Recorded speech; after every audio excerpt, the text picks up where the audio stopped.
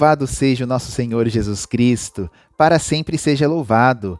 Nós estamos reunidos em nome do Pai, do Filho e do Espírito Santo. Amém. Seja bem-vindo, meu irmão e minha irmã, a esta quarta noite de estudo do Compêndio do Catecismo da Igreja Católica. Relembrando, todas as quintas eu vou postar um vídeo de estudo do compêndio. Nós vamos estudar juntos. Eu daqui, você daí, tá? E relembrando, o que é compêndio? O compêndio é a síntese segura e fiel do Catecismo da Igreja Católica que foi promulgado lá em 1992 pelo Santo Padre, o Papa João Paulo II. Em 2005, o Papa Bento XVI promulgou, portanto, este compêndio que nós estamos aqui todas as quintas-feiras trazendo para você, para ficar registrado aqui no YouTube, né? O compêndio, ele é a síntese fiel, segura do catecismo e traz todos os elementos fundamentais da fé da Igreja. É um documento autorizado e aprovado pela Igreja, como eu disse, na pessoa do Papa Bento XVI, nosso Papa emérito, tá bom? Bom, nós estamos no capítulo 2º do compêndio. Quinta-feira passada, nós estudamos sobre a revelação de Deus. Hoje nós vamos estudar sobre a transmissão da revelação divina e na próxima quinta a gente conclui esse capítulo 2º estudando a Sagrada Escritura, tá bom? Comecemos então sob a proteção da Virgem Maria, Mãe de nosso Senhor Jesus Cristo. Que ela rogue por nós. Primeira pergunta: por que e de que modo a revelação divina deve ser transmitida? Por que e de que modo que se transmite a revelação de Deus? Olha só. Deus quer que todos os homens sejam salvos e cheguem ao conhecimento da verdade, ou seja, de Jesus Cristo. Então, primeira coisa, é vontade de Deus que todos os homens sejam salvos e cheguem ao conhecimento da verdade. E quem é a verdade? Se você abrir a sua Bíblia no Evangelho de São João, capítulo 14, versículo 6, você vai ver Jesus dizendo: eu sou o caminho, a verdade e a vida. Então a verdade é Jesus, o caminho é Jesus, a vida é Jesus, o caminho, a verdade e a vida. E é vontade de Deus que nós sejamos salvos e conhecemos essa verdade que é seu Filho Jesus. Por isso, diz o compêndio, é necessário que Cristo seja anunciado a todos os homens segundo o seu próprio mandamento, entre aspas, e depois fazer discípulos entre todas as nações. Fecha aspas, Mateus 28:19. Foi o próprio Cristo que disse isso. E essa revelação é transmitida pela tradição apostólica, tá bom? Próxima pergunta. Tá bom, Ciro, é a tradição apostólica que transmite, mas o que é a tradição apostólica? É a pergunta. Resposta. A tradição apostólica é a transmissão da mensagem de Cristo realizada desde as origens do cristianismo, mediante a pregação, o testemunho, as instituições, o culto, os escritos inspirados. Os apóstolos transmitiram a seus sucessores, os bispos, e por meio deles, a todas as gerações até o final dos tempos, o que receberam de Cristo e aprenderam do Espírito Santo. Então, a mensagem da revelação é realizada pela tradição apostólica que acontece desde o início da igreja, por meio dos apóstolos e seus sucessores, que são os bispos, com seus colaboradores, que são os presbíteros, os sacerdotes, né? O que eles receberam de Cristo e aprenderam do Espírito Santo. Olha que coisa mais linda. A igreja, ela é assistida pela luz do Espírito Santo. Próxima pergunta. Como se realiza a tradição apostólica?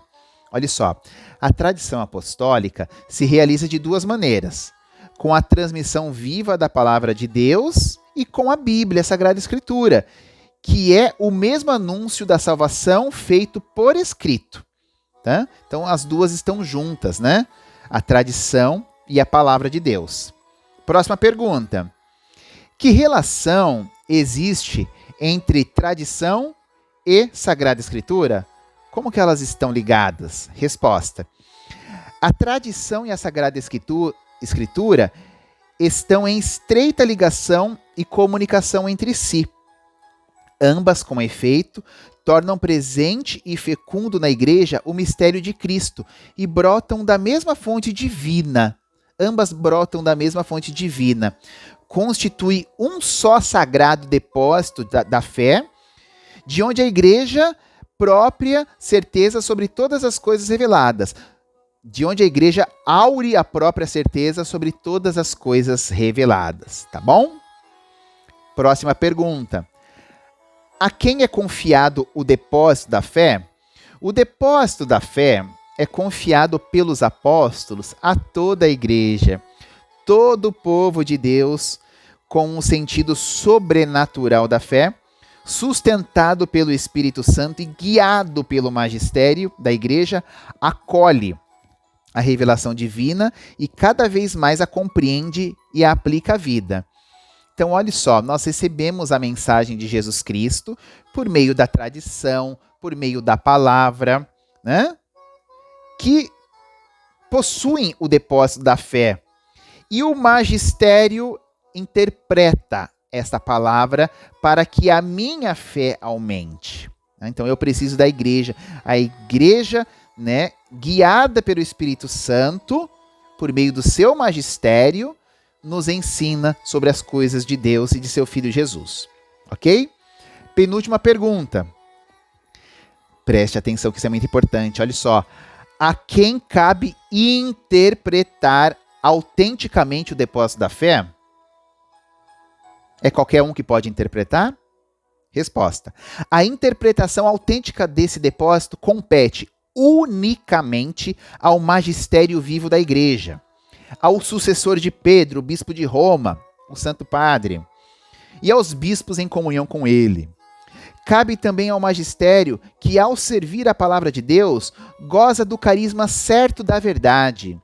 Definir os dogmas cabe ao magistério, que são formulações das verdades contidas na revelação. Essa autoridade se estende também às verdades necessariamente ligadas à revelação. Então, olhe só. Não cabe a mim e a você interpretar. Cabe ao magistério. O magistério interpreta nesses 2000 anos de cristianismo e nos transmite a revelação divina. Então, cabe unicamente ao magistério da igreja, né, a interpretação autêntica da fé.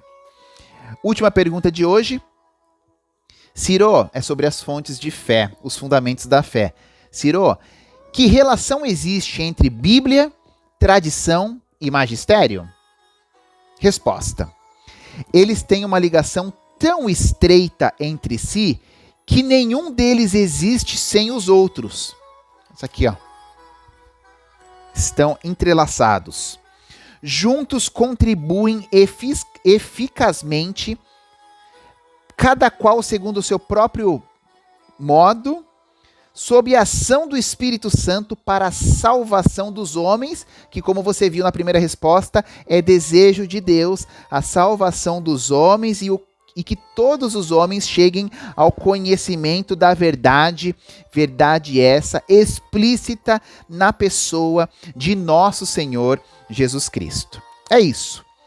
Foi 7 perguntas, 7 respostas sobre a transmissão da revelação divina. Se alguma coisa foi meio rápido, volta de novo o vídeo, assiste de novo, tá bom? E nós fechamos por aqui hoje. Muito obrigado pela sua companhia, que Deus te abençoe e te guarde, que Nossa Senhora lhe cubra com o manto sagrado, que o Espírito Santo, que guia a igreja, também te guie e nos ilumine, tá bom? Se gostou, curta. Cada curtida sua faz com que o YouTube divulgue para mais pessoas. Por isso que a gente pede para curtir, tá bom? Porque o próprio YouTube vai divulgando para outras pessoas. Se não é inscrito, se inscreva. Quiser fazer algum comentário, fique à vontade. Clique no sininho também para que nos próximos vídeos o próprio YouTube te comunique, tá bom? Louvado seja o nosso Senhor Jesus Cristo, para sempre seja louvado. Em nome do Pai, do Filho e do Espírito Santo. Amém. Até a próxima quinta. Boa noite e salve Maria.